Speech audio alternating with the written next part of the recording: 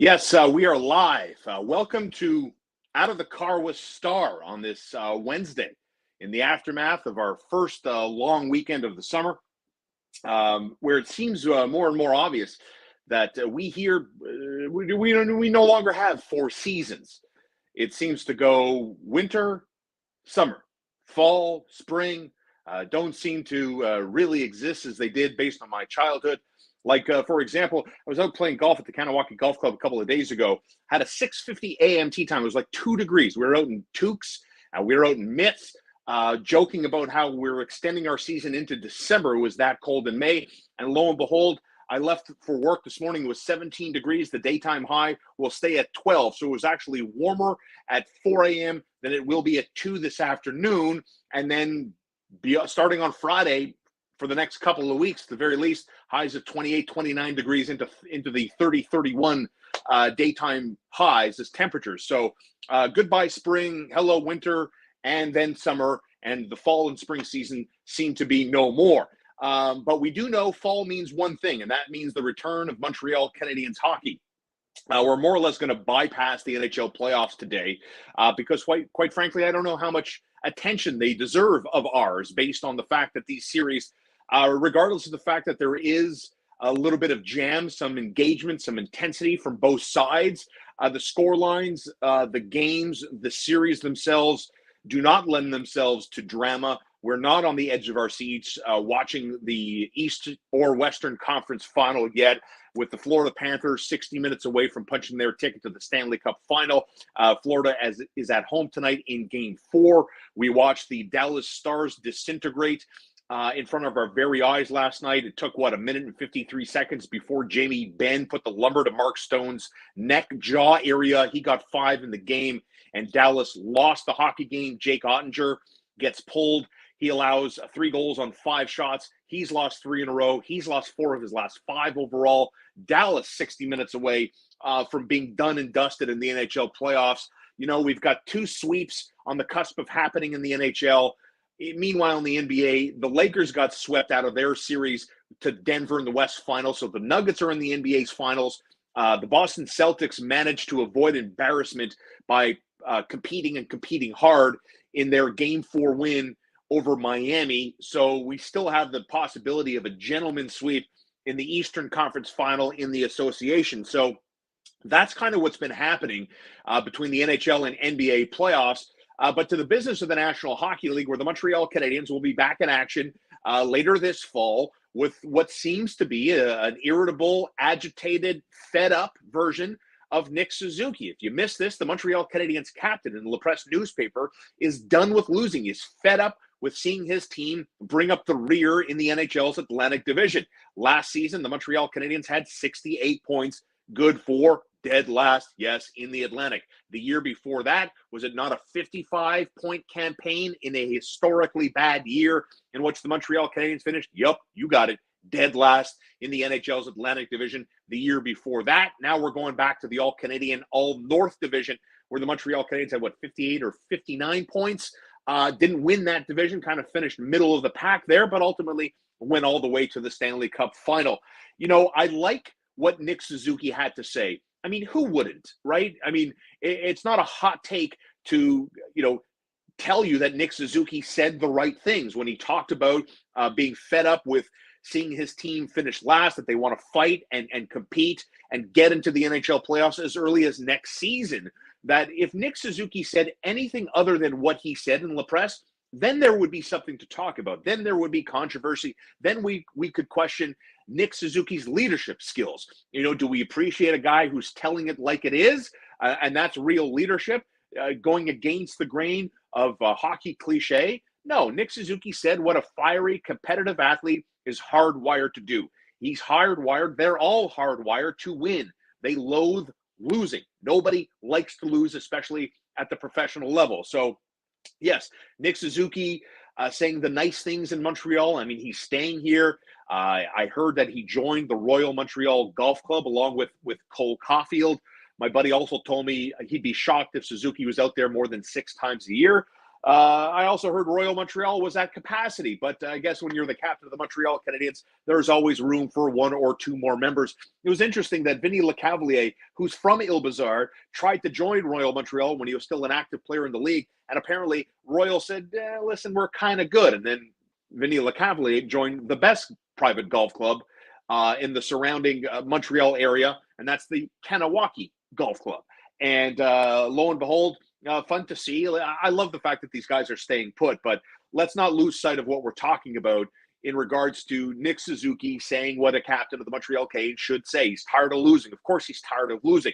But what does that mean to Ken Hughes? If Ken Hughes wakes up on this Wednesday morning and goes online and reads La Presse and reads quotes from his captain who says he's tired of losing and wants to do more and wants to contend and compete for a playoff spot, I do not think, and nor should you, and the hope, and hope is a dangerous word, the belief that the captain's frustrations with the team bringing up the rear in the Atlantic in back-to-back seasons should not change the approach this offseason in terms of expediting the process or giving up prospects in order to get an NHL player that you think can get you to the A spot in the Eastern Conference.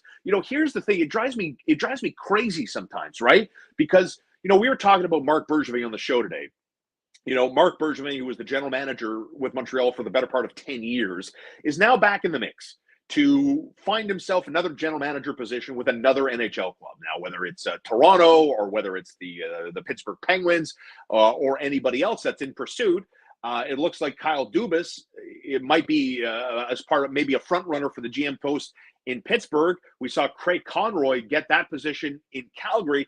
Where does Marc Bergevin go? Marc Bergevin has done a lot of great trades with the Montreal Canadiens. Now, obviously, we could talk about some of the duds. The Jonathan Drouin for Mikhail Sergachev, for sure, might be at the top of everybody's list. Maybe you weren't the biggest fan of Shea Weber for PK Subban. I don't know. But he did do a lot of great deals, right? Getting Thomas Tatar, the Max Pacioretty deal that involved Tatar and Nick Suzuki. Jeff Petrie from Edmonton, Thomas Vanek. You want to go all the way back to one of the first transactions he made. What a great deal the Vanek acquisition was, right? And down the list you go. Maybe none better than the Thomas Fleischmann, Dale Weiss for Phil Deneau, and I think Alexander Romanov was the other part of that. I mean, he's done some great transactions as general manager of the Montreal Canadiens. And even, and Connor McKenna, my broadcast partner, brought this up this morning on the show when he talked about the complexion of the Canadiens' defensemen, some of these young prospects that are coming up, right? Like this is, Marc Bergevin was at the helm. Trevor Timmins and Shane Churla, part of the scouting department that put eyes and ultimately hands on these players, right? So we can't forget the body of work that Marc Bergevin was largely responsible for. A lot of good things there, right? And some bad. Nobody is perfect. But I want to believe that Jeff Molson, who has been at the helm of ownership for a while in this market, who rode the Marc Bergevin roller coaster, who is, again, entrusting the fate of his franchise. And Jeff Molson is a Canadiens fan. He's a diehard Habs fan. He wants to win. He wants his community to see the Montreal Canadiens win a Stanley Cup again. And I want to choose to believe that Jeff Molson, who seems comfortable giving the keys to the franchise, okay, I trust you guys. We vetted you. We did our due diligence. Now go make us a winner. That they've tried this approach of, let's roll with the punches. This guy had a great training camp, and that player really impressed us despite his lack of experience. And these guys make the club, and then what happens next? The lack of development, and then there's this regression, and then the market kind of turns on them. The media kind of turns on them. And next thing you know, they're with Laval or no longer a part of the organization, right? This hurried up process, this misnomer that Montrealers and Canadiens nation wouldn't ever subscribe or have the patience of the threshold to live through a reset, rebuild, tear it down to the studs and build it back up again. Well, I think this 82-game campaign that just passed us by, I think proved in this market that the Montreal Canadiens and their core fan base have the threshold to sit through a rebuild if what they're being presented with is actually credible. And I think I'm comfortable telling you I was a total buyer. I still am a buyer of Ken Hughes and Jeff Gordon, and especially of Martin St. Louis, as we've spoken about countless times on In the Car with Starr, in this space together. And I think we nailed it from the jump. This wasn't Monday morning quarterback, and here we are 3 months later. We called this at the beginning, that Martin St. Louis' strongest characteristic as a coach with zero experience is his instant relatability. He walks into a room, he talks about what it takes to win. Guys drop what they're doing, noses up from the phones, directly at the coach, and they buy what he is selling. That is Martin St. Louis' strongest coaching characteristic. And with that in tow, it's no surprise to any of us, it shouldn't be anyway, that the Montreal Canadiens have contended and that they were better. And it's why the market was so energized for a team that finished dead last and will draft 5th overall this summer. So that misnomer of you've been hearing about for 10 years, that Montrealers will never support a rebuild. Habs Nation doesn't have the threshold to support a tear it down year or 2 or 3 or more. Well, in 1 year, in a 182 game sample size, I believe that has been proven to be false. That is not accurate of how a Montreal Canadiens fan will support a tear it down. And so when Nick Suzuki tells La Presse newspaper that he's fed up with losing and he's fed up with finishing dead last in the Atlantic Division, I say, great, great. But I knew that already. You knew that already. We knew that already. That's not news. It's not surprising. That is the right approach. That's the right attitude. Nobody should be satisfied with losing. But it has to be that Ken Hughes and Jeff Gordon don't get hypnotized by the first month and a half of last season, the fact that they were so hurt, the fact that Sam Montembeault played out of this world, that all of that is going to happen again. Would it be shocking to see the Canadiens stay healthier than they were last year, but Sam Montembeault isn't as red hot? And you see him at the World, Sam Montembeault with Canada is doing unbelievably well. And it's great to see. But it doesn't and shouldn't change the course that this Canadiens team has decided to charter. And they are charted towards being consistently great. Not 8th place, anything can happen, get me into the tournament. Sure, the Florida Panthers are doing it. Great. It's kind of fun to see, right? But are you going to lean on that? Are you going to lean on the hopes and the maybes? And that everybody has to have more or less a career year for the Montreal Canadiens to have a prayer of making the playoffs, let alone winning a Stanley Cup or legitimately contending for one? No. I think this market has gone through it enough where they've seen the same approach year after year after year after year after year.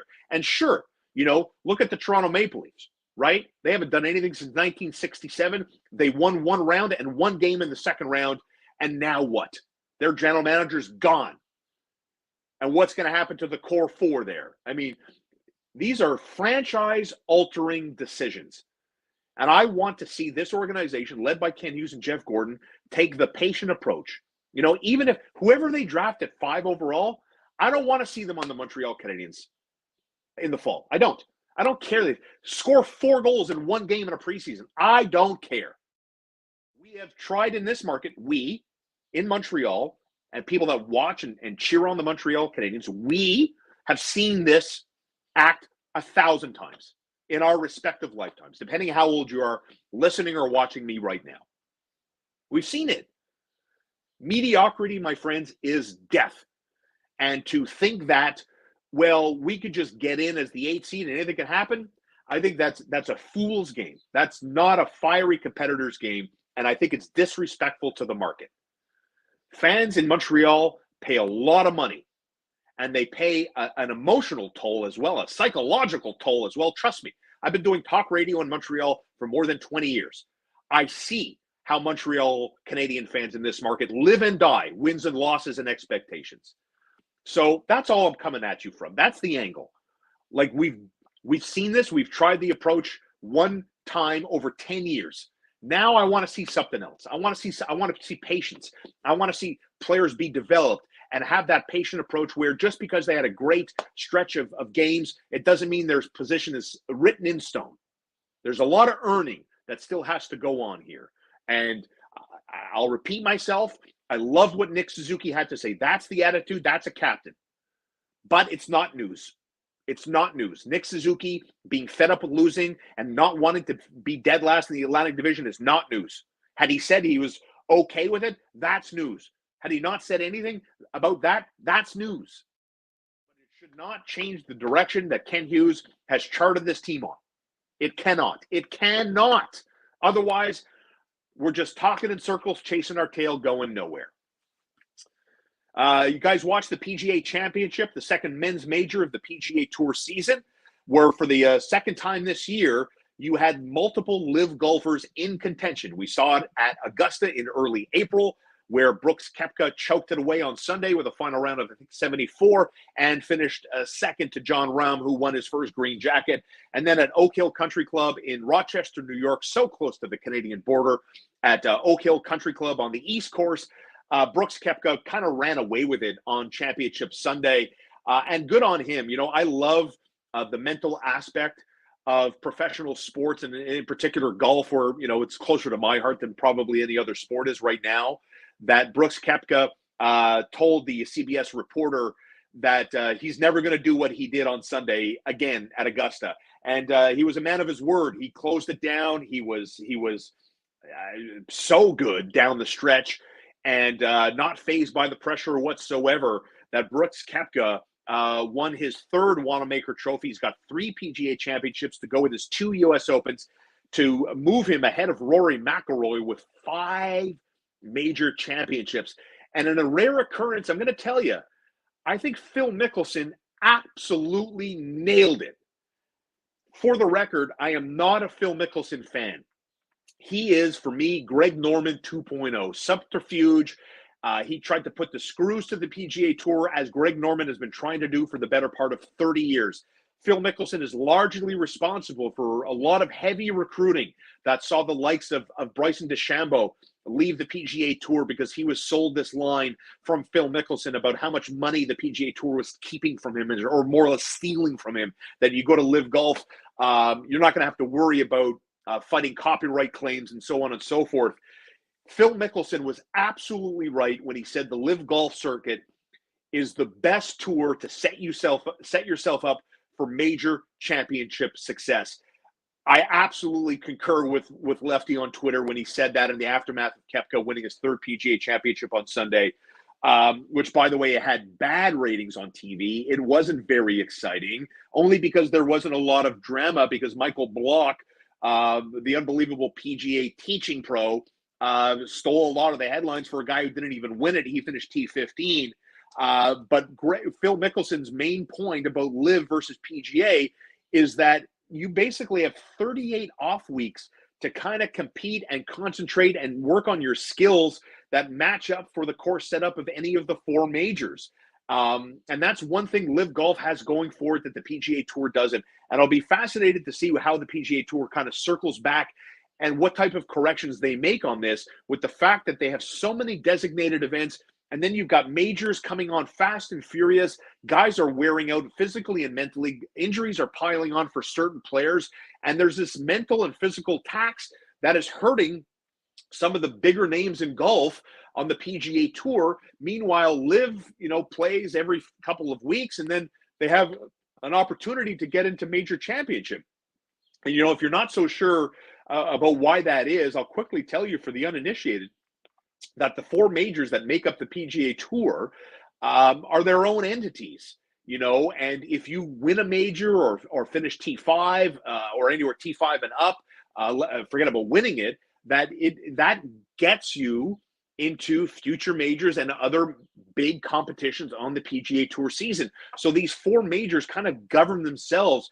They're not forced into the rules as dictated by the PGA Tour. So the 4 majors, as we saw in Augusta, if you qualify, if you're a defending champ, regardless of whether you're a LIV Tour player or not, it is your right to come back and play at that event as a defending champ. And you win a major, you get 5-10 years of exemptions for playing, whether it's an Open Championship or a PGA Championship. So by doing well or winning, it is your right to return for years to come. So I never had a beef with Brooks or Bryson or Sergio, who qualified for the US Open last week. So we'll see him. That if you can get in and you can qualify and you can, meet the criteria that gets you in, I honestly think you're just fooling yourself. It's just not an equal playing field. Like, I'm not a live guy. I'm a more golf is good guy. That is for sure. And as I've mentioned in previous podcast episodes before, the live golf stands, the nauseating fan guys on Twitter are just dumb. Like, they ruin the Twitter experience with this constant divide of, the corrupt golf media. Like, everybody seems to take this playbook from Donald Trump when he was the president or in his presidential election and his run-up, just dividing. Corrupt. Everybody is fake. Everybody is corrupt. Everything is a conspiracy if it doesn't go how you wanted it to go, right? And now that seems to be a common theme in our world today. That, well, if you're a PGA Tour guy or you step up on a podcast or TV or radio and defend the PGA Tour, well, you're corrupt golf media. Like, I love golf. I consume a lot of it. So yes, I am. The more golf is good. But yeah, I'm a PGA Tour guy. I'm a history guy. I'm never going to begrudge people from going out and getting theirs. It's the same. I would argue with anybody that tells me that you could do the same job you do today, but maybe you'll work fewer hours and get paid more money. Huh? Who isn't running for that opportunity? Everybody is running for that opportunity. Everybody wants to make more money and do less. It's that easy. And if these live tour guys who make gobs of money have the right to go compete because they've won or did really well in majors, then the more the merrier. Let's go, baby. I'm all for it. In the Car with Starr, always brought to you by K-Stop Gas Bar and Depanneur, Highway 138 in Kanawaki. Premium fuel at discount prices 24 hours a day. Get that prime energy drink you can't find anywhere else, but you can find it at K-Stop Gas Bar and Depanneur to go with their fresh and hot prepared meals served daily. Yesterday was Taco Tuesday, so you can fuel up on premium prices at discount prices, and then go in, load up on some delicious, freshly prepared tacos with locally garden-grown vegetables and all the delicious snacks and treats that you've grown to love from K-Stop Gas Bar and Depanneur. It's so easy to get there, too. Right over the Mercier Bridge, Highway 138 in Kanawaki. It's right next to the big poker house there. You can slide into their gas bar. They got an attendant there who'll fuel you up right to the perfect pump. You walk into the store, get your BLT, get your tacos, get your prime drink, get all your chips and all your snacks. Boom, back into the car on the 138, and you're going home. Lickety split, thanks to In the Car with Starr. That is also brought to you by Axon Transportation Group, a leader in the logistical space. Call them for all your logistical moves. You can trust them that they have the knowledge and the assets to get your freight to its destination on time and on budget. 888-99-AXON, AXSUN. Should be an interesting week ahead, obviously, with the NHL playoffs. Getting ready for the Stanley Cup final. The Carolina Hurricanes and the Dallas Stars both facing 0-3 series deficit in their respective conference final. And it's Florida at home tonight to visiting Carolina. And Sergei Bobrovsky's been this impenetrable wall. I think if you're looking for a little extra value play here, maybe there's something to the under 4.5 at MesoJoe.com. You're getting more than 3-1 if this game stays under 5 goals in Game 4 tonight. Still no movement either, right, on the Cole Caulfield contract front. A few guys in the podcast space telling you about how Cole Caulfield's contract didn't get done lickety-split. Well, here we are now on this May 24th. Still no sense of a contract. The slow play continues to grow between Kent Hughes and Cole Caulfield. I don't think there's a danger here of the Montreal Canadiens losing a taste for Cole Caulfield, but this is what happens in this market every now and again. you're told by certain people that a Cole Caulfield contract is imminent, and then when it doesn't happen, what happens next? Speculation happens. Certain teams looking at Cole Caulfield. I mean, he's an RFA, so like I don't see holdout. I don't see trade demands. You always have to worry about someone coming in with some sort of qualifying offer, Jesperi Kotkaniemi style, but to be determined. But I am confident the Montreal Canadiens and Cole Caulfield will get something done. That's it for us in the car with Starr. As I mentioned, always brought to you by K-Stop and Axon. AxonGroup.com is their website. Call them 888-99-AXON. Don't forget the Starr Classic 2.0 golf tournament. Very excited about this. Very, very excited about this. It's our second ever charity golf tournament, and we're doing this at the Kanawaki Golf Club on September 11th. Yes, September 11th at Kanawaki. Do you want to get yourself involved? Do you want to get you and your buddies? You can build your own foursome. Email info@club24, the number 24, club24sports.com to register your foursome.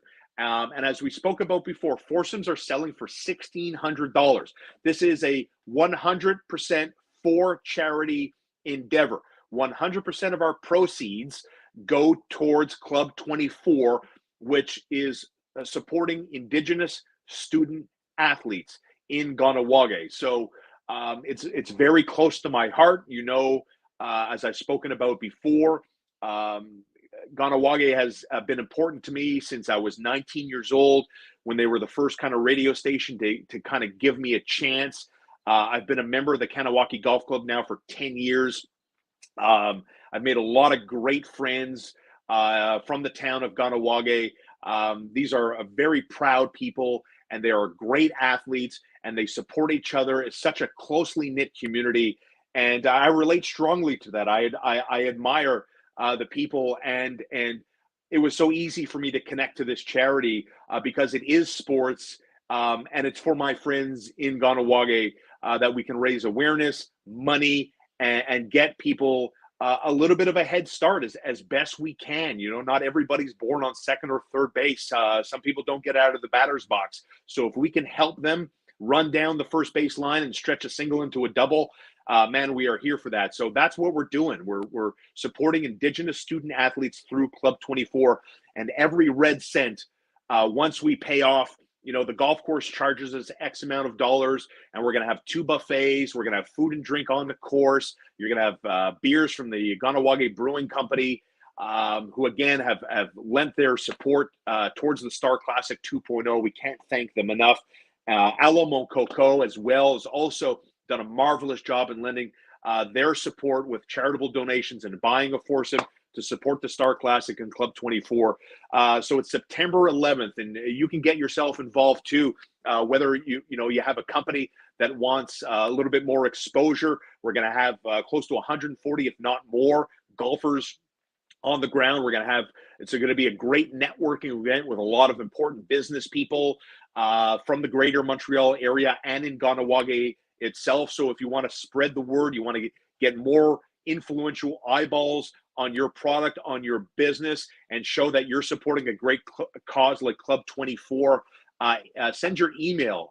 We've got price points for all things. You could be the sponsor of a hole. You can have a walk-up flag. You could sponsor the carts. You could sponsor a beer station. I believe Dixon Golf is our diamond sponsor. It's our big, so thank you, Dixon Golf in Kanawaki. They're making huge gains. Did you see this past fall, Tiger Woods wearing a Dixon Golf caddy bib?